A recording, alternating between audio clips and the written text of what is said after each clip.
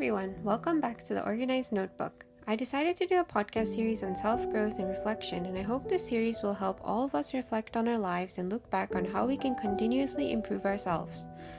I would like to start our first episode talking about habits, since forming good habits has been a strong focus of the past year and into this year.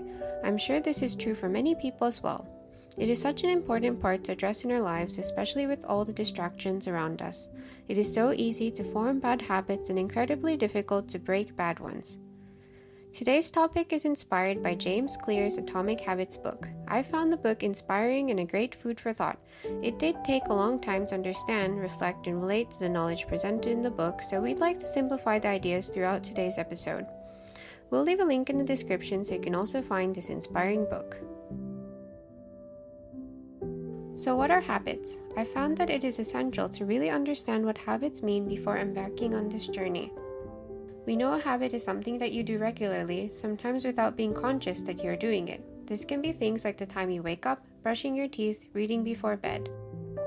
You're not born with habits. Habits are conditional reflex revolving people, objects, and the knowledge around you. We're usually unconsciously forming habits, but should start being conscious about them. For example, I have learned that if you place a key box next to your door, you would be able to train yourself a new habit to leave your keys in there. If you place water everywhere in your house, you would naturally drink more water as a habit. If your living area has walkable sidewalks, you will learn the habits of walking rather than driving. If you're equipped with mobile devices from a young age, you will learn the habits of using your mobile phone for everything in your life.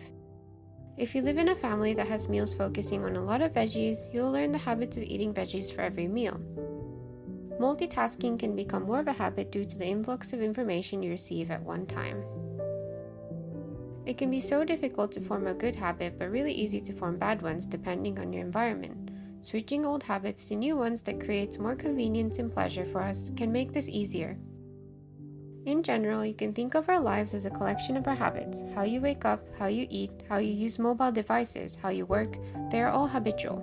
Good habits will lead you to a healthy life, while bad habits can make your life more difficult and less productive. So how do we form habits? Since habits are a conditional reflex, it is difficult to force yourself to learn a habit. Rather, many people have suggested a change of conditions to ease and facilitate a new formation of a habit. Forming habits sometimes get mistakenly recognized as forming goals. By doing this, it goes straight to making significant changes and dismisses small transformations. For example, I used to set my habit goals like this: read every day, drink 2 liters of water every day, run every day, cook my own meals at least 5 days in a week.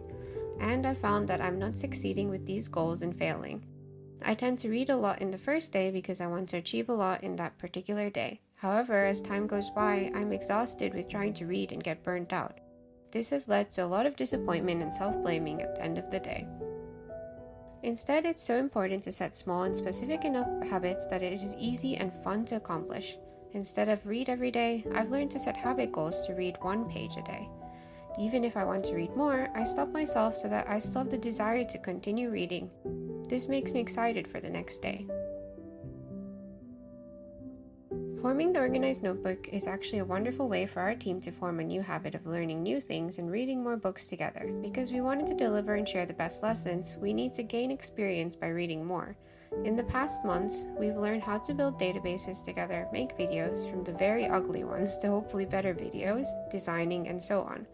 We found that you need to have the right partner or the right community to leverage your habit learning process and keep yourself accountable.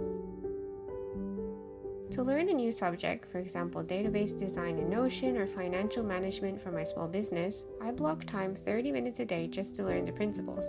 30 minutes are usually short enough that it is easy to keep up. I'm able to make that happen many days in a row and learn new skills faster and consistently. Another tip is to set rewards and make it a positive experience. Rewards can take many forms. For example, as mentioned above, while learning new skills, I always set myself up with the best coffee so that I can enjoy the process and actually look forward to having it while I learn. If I have an athletic habit that I want to form, I tend to look at athletic wear shops or new shoes that I'll decide to buy after forming the habit. I've also found that instead of focusing on the goals of forming these habits, naturally changing the conditions around me would help ease me into new habits. To drink water every day, I simply put water bottles everywhere close to me, for example in my bedroom, on my nightstand, on the work table, and so on. To read every day, I try to hide my phone far away to avoid distraction before bedtime. This way I can read with focus and I'm at the optimal environment. Breaking a habit is incredibly difficult for us because of the tempting things that surround us. For example, reducing our dependence on smartphones is so challenging because we rely so heavily on our devices, from banking to file storage to education and entertainment. I've learned that changing the environment always helps with breaking my habits. For example, purposely forgetting my mobile phone in the work bag when I reach home always helps me forget that I need a mobile phone within my reach. Instead, I can turn on relaxing jazz music from a Bluetooth speaker that would help me move my focus from the eyes to my ears and start cooking dinner. You can also replace your old habit with a new one. A great way to break bad habits is to replace them with a similar but healthier alternative. For the longest time, I had trouble giving up sugary drinks. What worked for me was to start switching it to a seltzer so that it still has the familiarity of my sugary drinks, but it is healthier. There are a lot of good resources that recommend good habits to pick up, but truthfully, you should choose the ones that are easiest to work on first. Don't go for the challenging ones. Small successes are more important than one monumental success that takes months or even years. The discussion on goals versus systems has been very interesting. While James Clear mentioned that it is important to focus more on the systems, we found that combining goals and systems actually help us form a better outlook on why we want to change and what kind of person we want to turn into. We created a Goals to Systems workbook which explains this in more detail and can help you plan out your goals, systems, and corresponding habits. We'll leave the link in the description for this free printable and digital PDF and Notion workbook. Our format for doing this is that we start with a goal first, then we change this goal into something concrete that can be accomplished. We break down this goal and form our systems. The goal gives us a trajectory, but then we need to alter it and break it down so that it can become more of a habit system. We also highly recommend habit trackers. Habit trackers are tools that can help you manage and track habits. They usually provide a way for you to list the habits you're tracking and to check them off every day. Using a habit tracker can give you a visual way to see your progress and keep you accountable for the habits you're trying to form. Thank you so much for listening. I hope that this podcast helped clarify everything about habits and how to choose the right habits and work on them. Let me know in the comments any thoughts or questions you may have. See you in the next episode.